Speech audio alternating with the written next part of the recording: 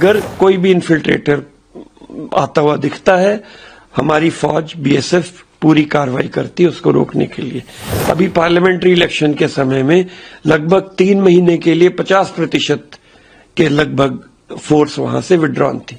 164 ऐसे विलेजेस हैं जो कि फेंस के पार हैं और बिल्कुल सीमा पर स्थित हैं, और उनमें से कई घर तो ऐसे हैं जिनके थ्रू सीमा पास होती है। सीमा प्रहरियों के पास में ऐसा कोई भी इक्विपमेंट नहीं है जिससे कि उनके आइडेंटिटी पेपर्स को वेरीफाई कर लिया जाए।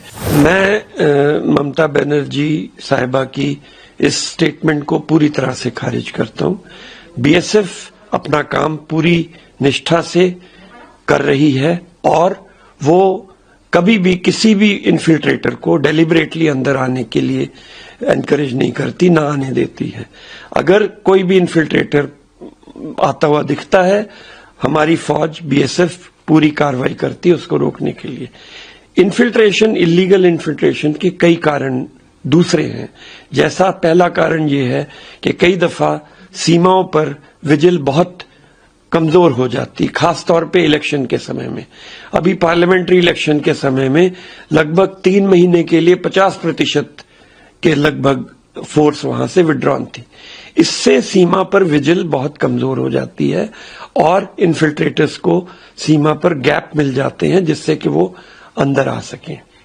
इसके अलावा सीमा पर पूरे जो ईस्टर्न सेक्टर है 4000 किलोमीटर का, वहां पर 164 ऐसे विलेजेस हैं जो कि फेंस के पार हैं और बिल्कुल सीमा पर स्थित हैं, और उनमें से कई घर तो ऐसे हैं जिनके थ्रू सीमा पास होती है।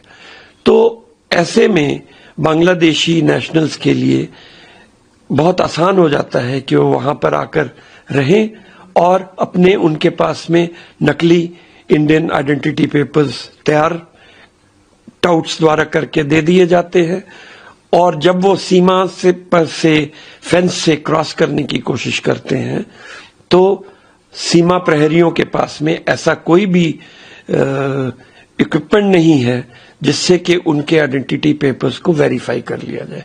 तो ये कुछ कारण होते हैं और इसकी वजह से इन्फिल्ट्रेशन हो सकता है।